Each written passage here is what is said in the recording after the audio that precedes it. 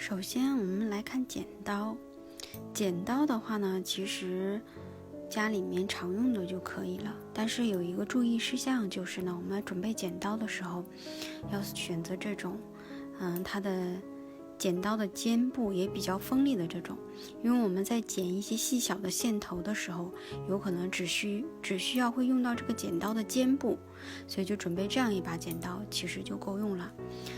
这是剪刀的部分。然后呢，我们可能还需要的就是这样一个软尺。其实没有软尺的话也没有关系，家里有直尺就行。因为通常我们做线的话，最长的线也不过就是几米，有一个1.5米左右的尺就可以了。这是直尺部分。然后另外我们可能就会用到的这种打火机，其实打火机随处可见啦，跟朋友、老公要2把就可以了这种。然后防风的或者是不防风的其实都不影响，因为我们最终节省收尾的地方，我们尽量的减少工具的使用的话呢，我们都会用烧结的这种办法，这也是我们节省当中比较常见的一种结尾的办法。这是打火机的部分。然后另外我们还会用到的就是这种垫板。我这里有2种垫板，第一种呢就是这种泡沫的，然后现在它还衍生出来一种就是在泡沫外面包了一层麻布的那一种，但其实原理都一样的，主要是用到这种，因为它这种呢比较厚，适用于我们就是做大型的需要固定比较深的这样的一些结绳的时候，我们可能会选择就用到这样的垫板。然后说到垫板，可能就会用到这个珠针。这个珠针主要是用来定位的，做什么用呢？比如说我们有一根线，我们需要用到这个给它固定编绳结的时候，我们就需要用到这个珠针，把它固定在这个垫板上，这样呢方便我们对这个绳进行打结。这是珠针。然后另外我用到2种，我还用到了这一种的话也比较方便，因为它这里有一个边缘，这样子的话就使得这个线能够更好的固定在这个垫板上面。但是它有一个特点，就是它的针是很粗的，所以不建议直接扎在这个线上，因为这样容易就把线扎坏了，所以说就不是很好用。所以说分情况吧，大概就是这2种珠针其实就足够用了。然后说到垫板的话，还有另外一种，就是这种垫板。这种垫板呢是可以进行裁切的，比如说你有那种美工刀，可以在上面进行裁切的，然后它上面本身就有尺寸和刻度了，所以通常情况下，如果我们用的线比较短的话，其实就可以用这个来进行一个测量。所以说我常用到的话，就其实我们一般来说入门的话，这2种垫板就已经足够了。然后另外我们说到的另外一个工具呢，就是可能就是还要借助于这种固定的支架，它其实是用来固定线的。然后另外呢就是这种夹子，这个夹子的作用是什么呢？就是当我们需要编到一些进行固定的这个线的时候，我们就需要这个样子把我们这个线固定在这里，然后对这个线进行操作。一种是这样进行固定，还有一种呢就是把这根线完全固定在这个支架的2个方向上。这样子的话，我们就可以在这个中间进行一些操作，比如说我们编一些绳结的时候，就会在这个地方进行一些操作。所以这是我们可能会用到的另外一个工具，但这个工具在我的 PPT 里面是没有讲的。其实固定这件事情很好办，因为也不一定得非得是用这种固定支架，因为也可以用这种垫板。其实我常用的办法其实是这样子的，就是把这根线固定在这个垫板上面，其实这样也就是固定了，其实它的操作是一样的，也并不影响你对这根线的固定。然后另外可能我们会用到的工具可能就是这种胶水。当然这种不常用因为用到这种胶水的时候，就意味着你会用到那种金属的搭扣，然后起到固定的作用，当然不常用。我们一般来说最采用的办法就是能够用结绳本身作为它最终的结尾，尽量少介入于这样的工具。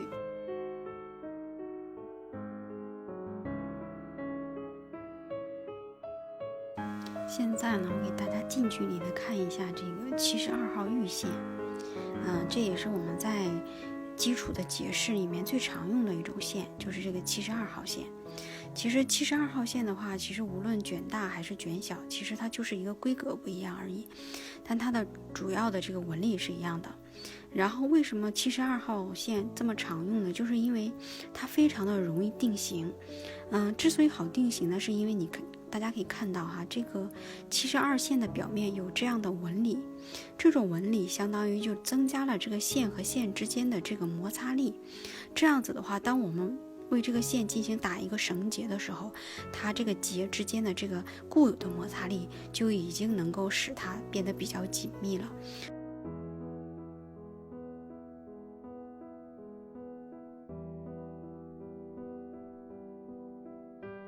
大家看到的现在我手里拿到的这种线呢，就是我们通常意义上所说的中国结线。这种线它有一个非常的特点，就是它非常的光，非常的亮，所以具有很好的这种光泽度，以及很强的这种纹理感。这种纹理感的话，也就是加强了这个结它本身的这个摩擦力。当我们打结的时候，使得它本身的这种之间的固定就会变得更加的牢固。但是这种5号线的话，也有一个特点，就是当我们用这种5号线的时候，手的指甲或者是其他不要碰到这种毛躁的东西，因为它非常容易刮丝，一旦刮出丝来，它就不是特别好看了。然后我手里拿到的这3种颜色的线就都是5号线。5号线是中国结线当中最常用的一个线号。那么我们通常所说的中国结饰品，以及包括我们在商场里呀，或者是在饰品店看到的那种大型的中国结饰，基本上都是用这种5号线来进行编制而成的。那么5号线它的用途非常的广，因为它除了做大型的挂饰之外，它其实是很好的一种就是手绳和项链绳的一个编制用线，所以这个线呢用途非常的广。对于咱们刚刚入门的同学们来说的话，那么就可以入手和72号线一样，入手5号线。然后在咱们接下来的这个课程里面，所有基础节的演示用线，我们用到的都是这种5号线。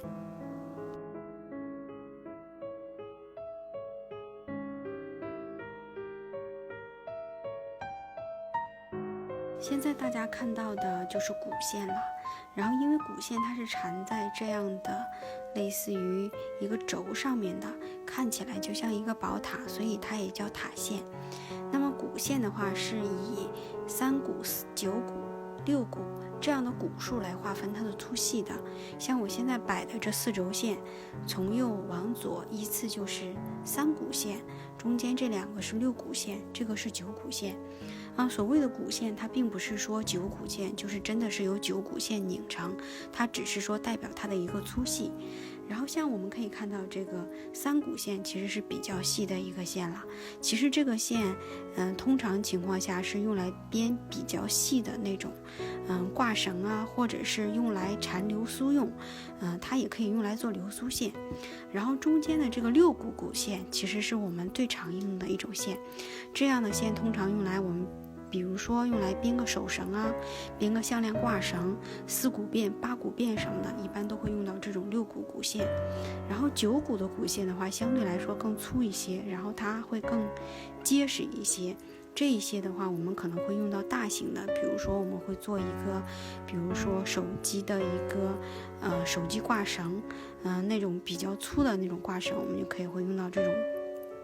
9股的骨线。然后骨线它的特点就是大家也已经发现了，其实它非常的亮，看起来其实很像丝线，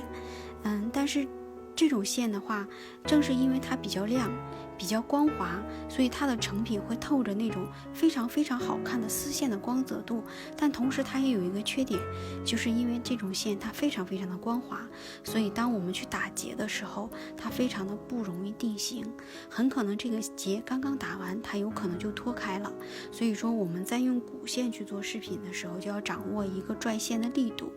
那么我们可能每做一个结或者每做一个步骤，我们都要把这个线稍微拽紧一点，这样我们做出来的这个结饰它才不会很松垮。那么一旦松垮了，它看起来就没有那么好看了。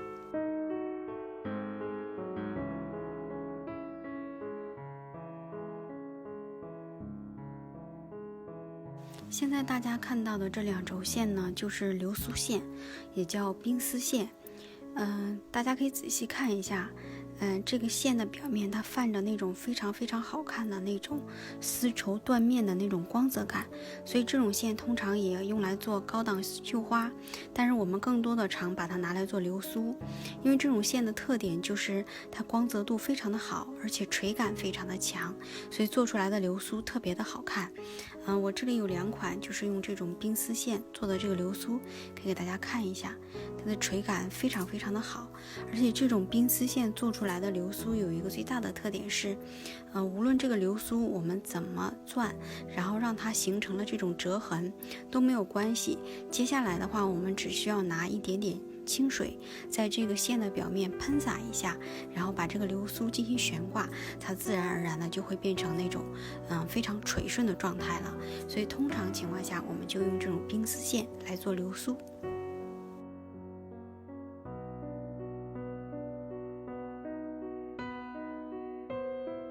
现在大家看到的我手里的这3种线，其实就是蜡线。蜡线其实它和骨线非常非常的相似，但是因为这个线的表面是镀了一层蜡在上面的，所以这个线摸在手里是有那种黏黏的手感的。蜡线最大的特点就是呢，它非常的容易定型，而且做出来的这个成品版型非常非常的好看。蜡线非常适合做那种图案比较复杂，然后适用于包石啊这样一类的这个结绳工艺。它很大的特点就是，无论我们做什么样的东西，它都不会松散，它每一个结都会比较紧实。那么蜡线的话，也分为2种，一种呢就是这种圆形的蜡线，我们称为圆蜡，然后还有呢一种就是线是这种扁线，这种就称为扁蜡。其实这2种线只是外形上面有所区别而已，但功能上并不影响。无论用哪一种，编出来的成品都是非常版型非常漂亮的一种线。而我们通常的很多的，国外的编绳大师，他们通常习惯用的就是这种蜡线，因为定型度非常的好。现在大家看到的这个线呢，就是我们的金线。还有一种就是银色的线，它其实都是一样的。其实金银线的话，其实它也是骨线的一种。比如像我手里拿到的右边这一卷就是6股的金线，而这一边的这一卷呢就是3股的金线。其实它也是骨线的一种，只是因为它做成了这种表面看起来像有金属质感的这种感觉，所以就把它做成了这种金线银线的样子。通常这2种线呢，都是在我们结绳里面所搭配用线啊，或者是绕线来用。说完蜡线，我们再说一说金线。其实金线的种类非常的多，并不是只有金线和银线2种，还有这种彩金线。这种彩色的彩金线呢，也看起来是有这种比较强的这种金属光泽的质感，所以编出来的手绳也别具一番的风味。然后另外呢，我手上这3款的线的话，它其实还是一种蜡线，因为它是在彩金线的表面呢还镀了一层的蜡在上面，所以这种线的定型感它兼具了